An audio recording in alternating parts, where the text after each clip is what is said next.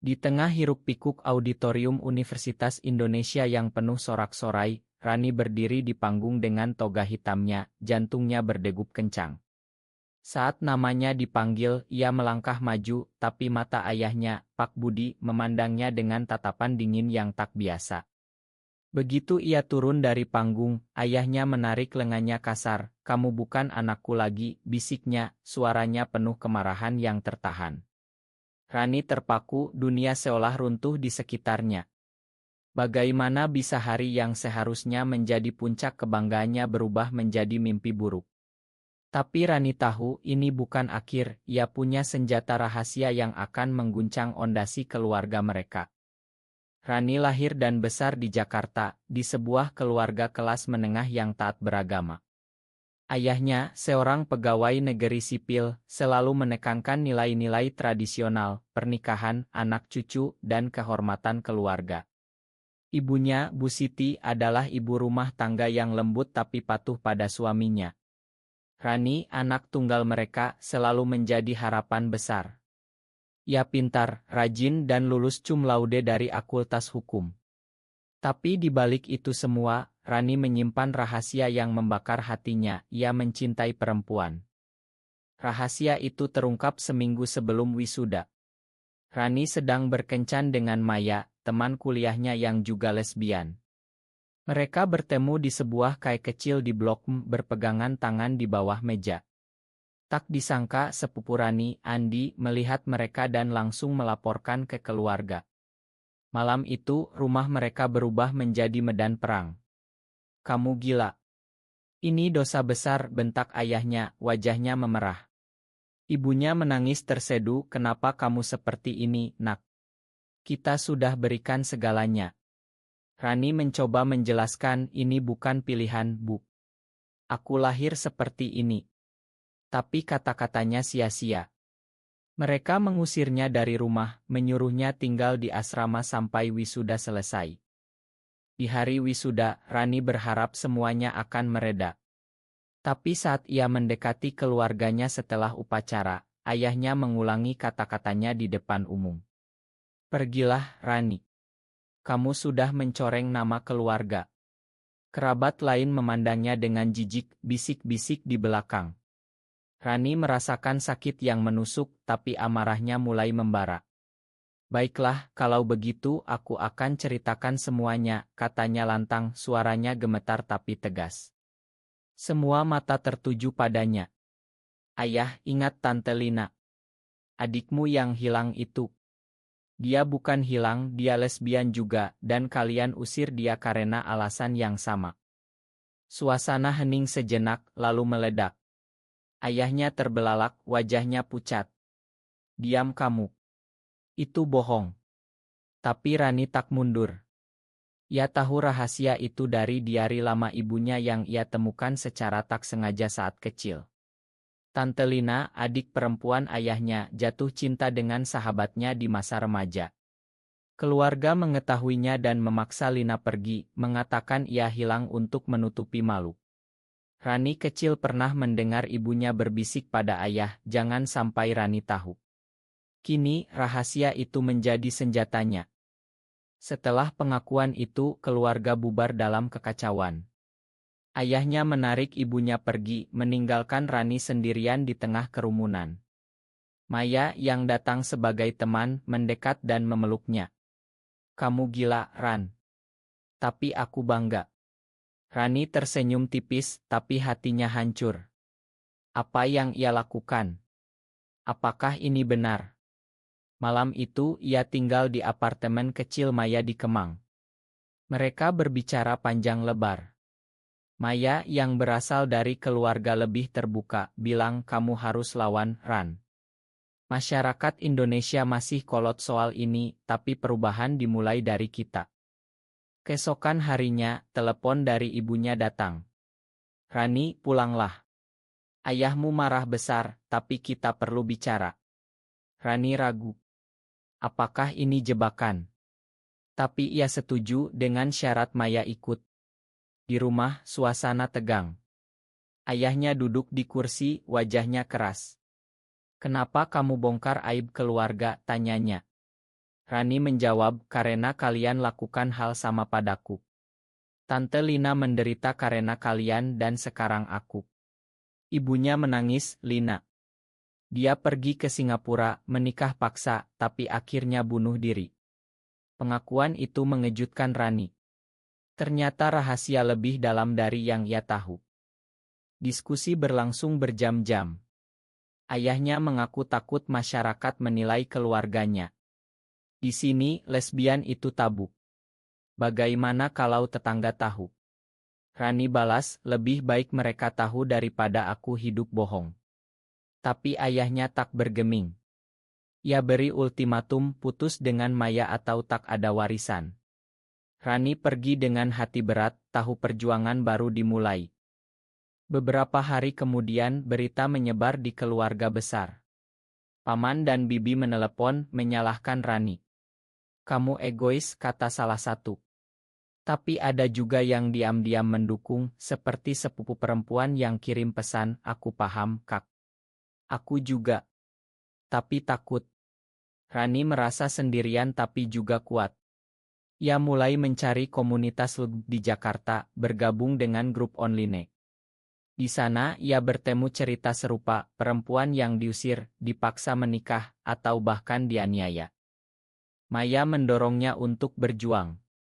Kita bisa ke pengadilan, tuntut hakmu. Tapi Rani ragu. Hukum Indonesia tak ramah pada LGB.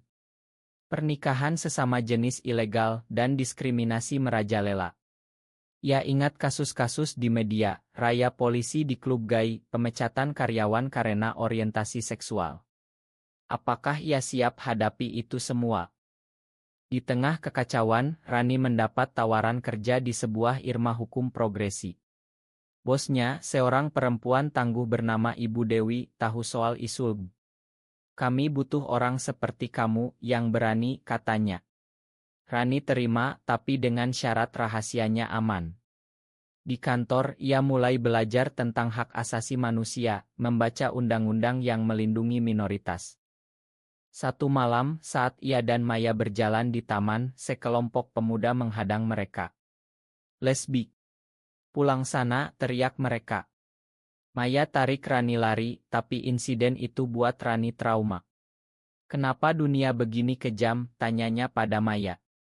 Jawaban Maya sederhana, karena mereka takut yang berbeda. Rani mulai menulis diari, mencurahkan perasaannya. Ia ingat masa kecil saat ia pertama kali suka perempuan. Di sekolah, ia jatuh cinta pada guru olahraganya. Tapi ia tekan perasaan itu, takut dosa. Kini, setelah pengakuan, ia merasa bebas tapi juga hilang. Apakah ini harga yang pantas? Rani tiba di rumah orang tuanya pagi itu, hati berdebar. Maya menunggu di mobil, siap jika ada masalah. Di ruang tamu, ayahnya duduk dengan wajah serius, ibunya di samping dengan mata sembab. Duduklah, Rani, kata ayahnya. Tak ada pelukan, tak ada senyum. Langsung ke inti, kami putuskan kamu harus ikut terapi konversi. Ada ustaz yang bisa sembuhkan kamu. Rani terkejut. Terapi konversi. Ia tahu itu metode pseudosains yang paksa orang jadi strike, sering dengan kekerasan psikologis atau isik.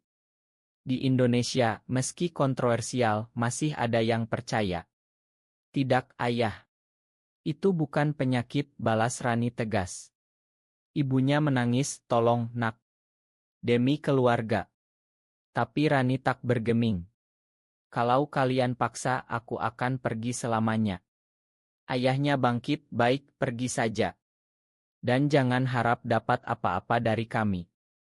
Rani keluar dengan air mata mengalir. Di mobil, Maya memeluknya. Kita lawan ini, Ran. Mereka pergi ke komunitas yang Rani baru bergabung. Di sana ada pertemuan rahasia di sebuah rumah di Cikini. Puluhan perempuan berbagi cerita, seorang dipecat karena ketahuan, yang lain dipaksa kawin. Rani ceritakan pengalamannya dan mendapat dukungan. Kamu tak sendirian, kata pemimpin grup, seorang aktis bernama Sari. Sari, seorang lesbian berusia 35 tahun, telah berjuang bertahun-tahun. Ia cerita tentang demo di depan tuntut hak sama. Masyarakat kita dipengaruhi agama dan budaya. Tapi perlahan berubah. Rani terinspirasi, tapi juga takut. Apa jika ya akti, keluarganya makin malu. Beberapa hari kemudian, Andi, sepupunya yang lapor, datang ke apartemen Maya. Aku minta maaf, Kak, katanya. Ternyata Andi diam-diam gai dan lapor karena takut ketahuan sendiri. Aku panik. Rani marah awalnya, tapi memakan. Kita sama-sama korban sistem ini. Andi janji bantu, tapi rahasia. Di kantor, Rani dapat kasus pertama, seorang perempuan transgender yang diskriminasi di tempat kerja. Ya riset mendalam, temukan celah hukum. Saat presentasi, Ibu Dewi puji, kamu punya api, Rani. Tapi di luar, tekanan datang. Ayahnya blok nomornya, ibunya kirim pesan pilu, aku rindu kamu, tapi ayah larang. Rani mulai ragu. Apakah ia salah ungkap rahasia Tante Lina? Itu buat ibunya trauma lagi. Malam-malam ia mimpi buruk, Tante Lina muncul, menyalahkannya. Kenapa kamu bongkar kuburku? Rani bangun berkeringat. Maya tenangkan, itu perlu biar mereka sadar. Kemudian kejadian besar, ayahnya sakit, serangan jantung ringan. Ibunya telepon, pulanglah, Rani. Ayah butuh kamu. Rani pergi ke rumah sakit, hati campur aduk. Di sana ayahnya lemah di tempat tidur. Makan ayah, katanya pelan. Rani terharu, tapi ayah tambah, tapi kamu harus berubah. Itu bukan tapi manipulasi. Rani marah, ayah, ini aku apa adanya. Ia pergi, tapi janji kunjungi lagi. Di komunitas, Sari ajak Rani ikut workshop tentang HAKLB. Di sana, ia bertemu psikolog yang jelaskan orientasi seksual bukan pilihan. Rani rasakan beban ringan. Tapi di luar, demonstrasi anti-LGBT di Jakarta. Kelompok konservatif tuntut undang-undang lebih ketat. Rani lihat hati ciut. Maya usul pindah ke Bali di mana lebih toleran. Kita bisa mulai baru. Rani tergoda tapi tak mau lari. Aku harus hadapi ini di sini. Mereka bertengkar pertama kali. Maya bilang kamu terlalu keras pada diri sendiri. Rani jawab, karena aku tak mau seperti Tante Lina, mati sia-sia. Esoknya, Andi datang lagi bawa berita, keluarga besar adakan pertemuan rahasia tentang Rani. Mereka mau paksa kamu kawin dengan pria. Rani syok. Bagaimana bisa? Ia hubungi ibunya, tapi tak angkat. Malam itu, ia putuskan konfrontasi. Rani datang ke pertemuan keluarga di rumah paman. Semua ada, paman, bibi, sepupu. Ayahnya duduk di kursi roda, masih lemah. Kami sepakat, Rani harus menikah dengan anak teman ayah, kata paman. Rani tertawa pahit, ini gila. Aku lesbian. Mereka abaikan, bilang itu AC. Rani ungkap lagi rahasia, Tante Lina bunuh diri karena kalian paksa seperti ini. Semua hening. Ibunya akui, ya, Lina mati karena depresi. Pertemuan berubah chaos. Beberapa bibi menangis, paman marah. Ayahnya diam, tapi mata basah. Rani pergi dengan kemenangan kecil, tapi hati sakit. Apakah ini benar? Ia korban tapi juga buat orang lain sakit. Di apartemen, Maya tunggu dengan makan malam. Kamu kuat, Ran. Mereka berdamai, tapi Rani tahu, tekanan makin besar. Masyarakat, keluarga, semuanya lawan. Apa ia bisa bertahan? Ancaman itu buat Rani gelisah. Ia tunjukkan pada Maya dan Sari. Ini serius, kata Sari. Banyak aktivis dapat ancaman. Mereka lapor polisi, tapi petugas acuh. Ini cuma prank, katanya. Rani tahu polisi sering